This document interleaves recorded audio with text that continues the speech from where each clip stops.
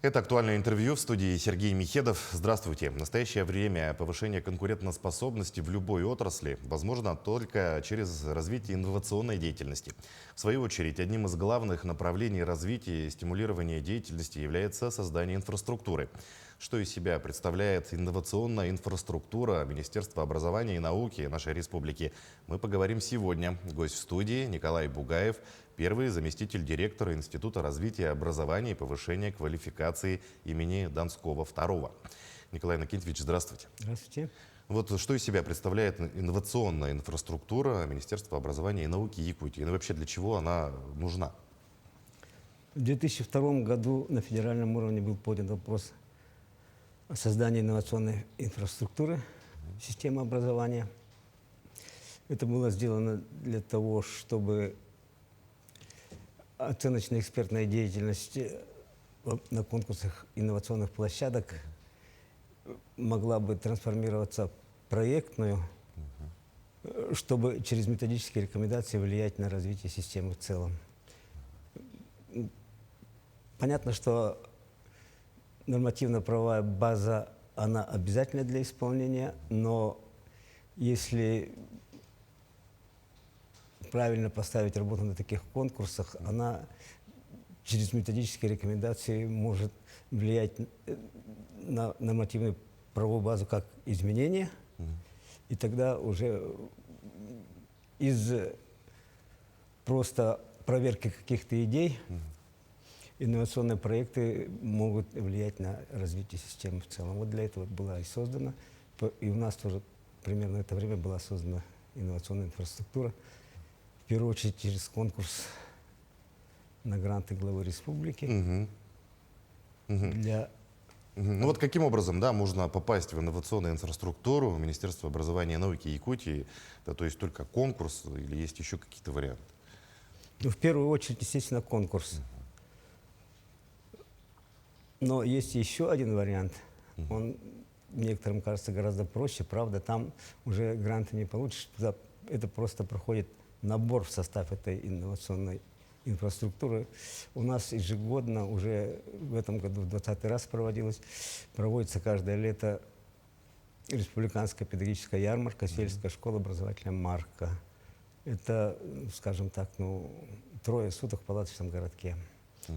Обычно собирается от 4 до 5 тысяч человек.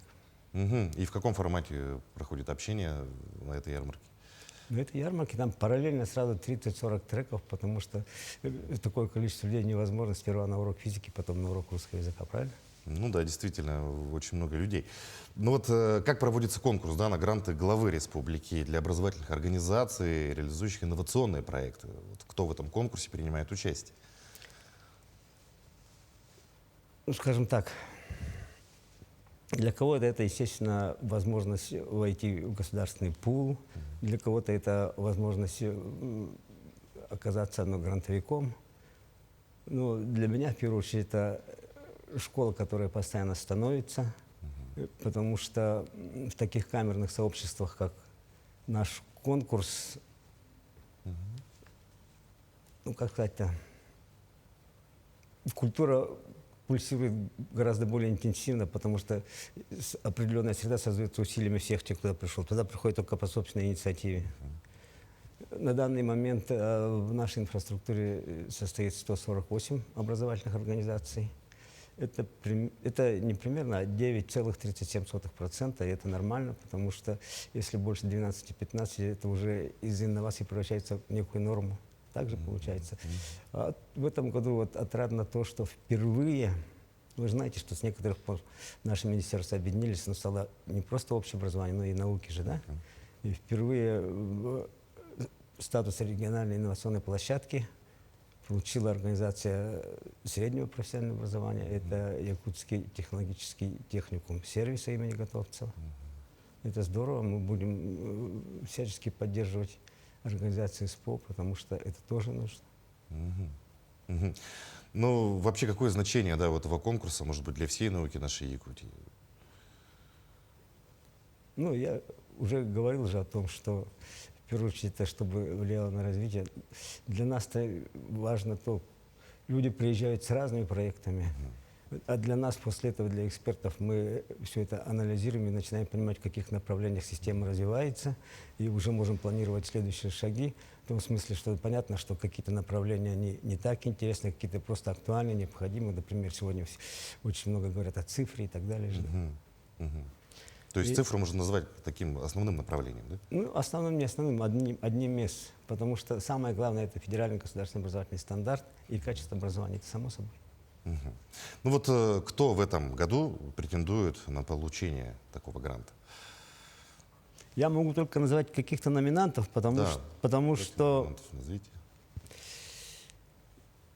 мы только номинантов называем, а определяет администрация главы республики, причем с участием прокуратуры. Это само понятно, чтобы все букве закона соответствовало.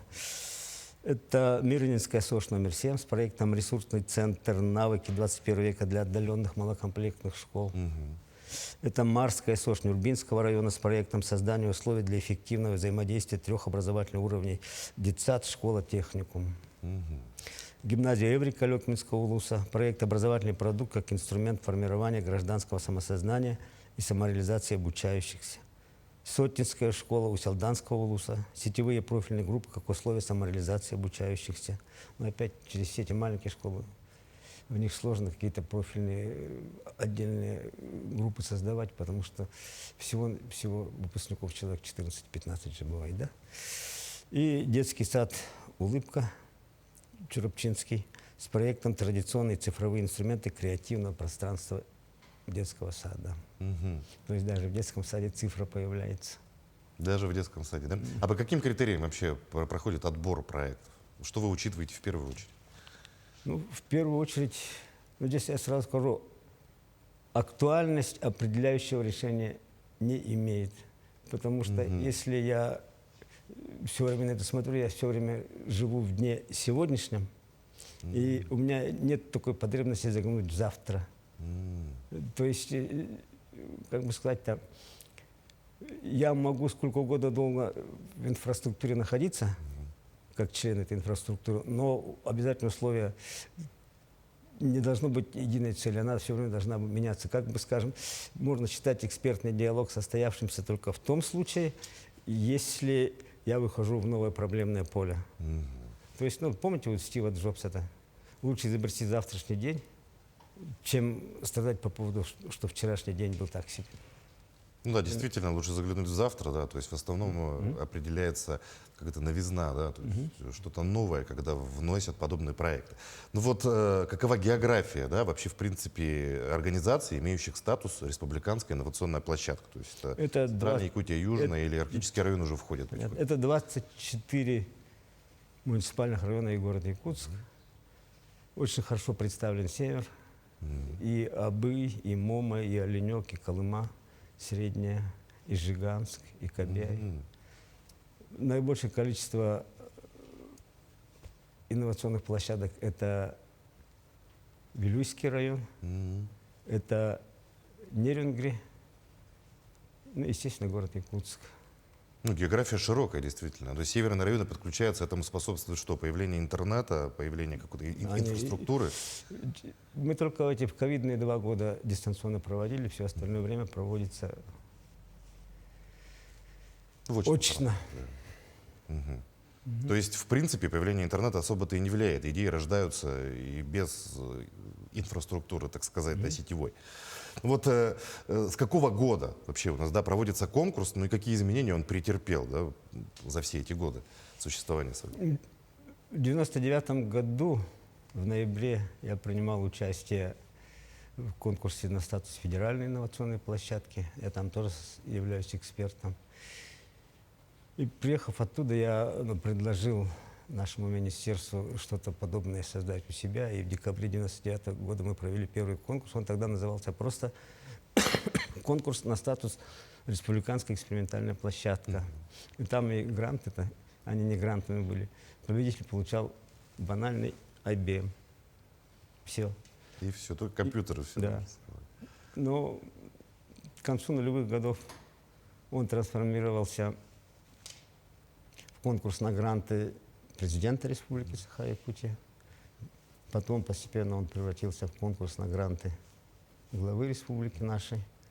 В этом году очень существенные изменения претерпел наш конкурс, потому что с этого учебного года все проведено в соответствии с федеральным законодательством. То есть уже единая вертикаль простроена.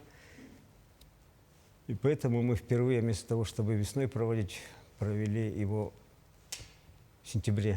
Это не так удобно, потому что получает сейчас 5 образовательных организаций гранты, но им надо успеть еще это до конца календарного года освоить Ну, и естественно, отчитаться. естественно. И еще и отчитаться, конечно. Сроки ограничены.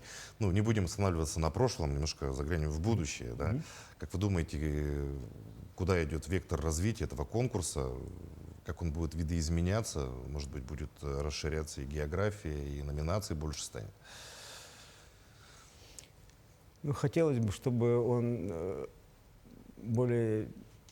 Ну, до сих пор, если я такие проекты еще называю их архитектурными, это когда они создают какой-то, скажем, кванториум, какую-то лабораторию и так далее. Но это же образовательной ценности особо не имеет, потому что это все-навсего инструмент. Всегда должен во главе, в центре акцент делаться на ребенка. Правильно? Ну, и в этом смысле хотелось бы, чтобы в эту сторону смотрели люди, потому что в качестве образования на самом-то деле, по большому счету, главный, если не единственный ресурс, это изменяющееся самосознание ребенка. Ребенок инновационен по своей сути. Это мы, ну, как сказать, настоящий человек – это ребенок. Остаются в педагогике, в образовании те, в которых детство еще сохранилось. Мы все же родом из детства.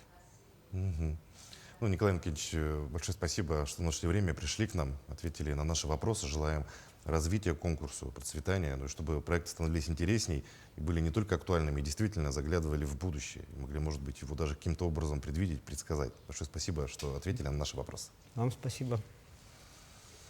А я напомню, вы смотрели актуальное интервью. Оставайтесь на нашем канале.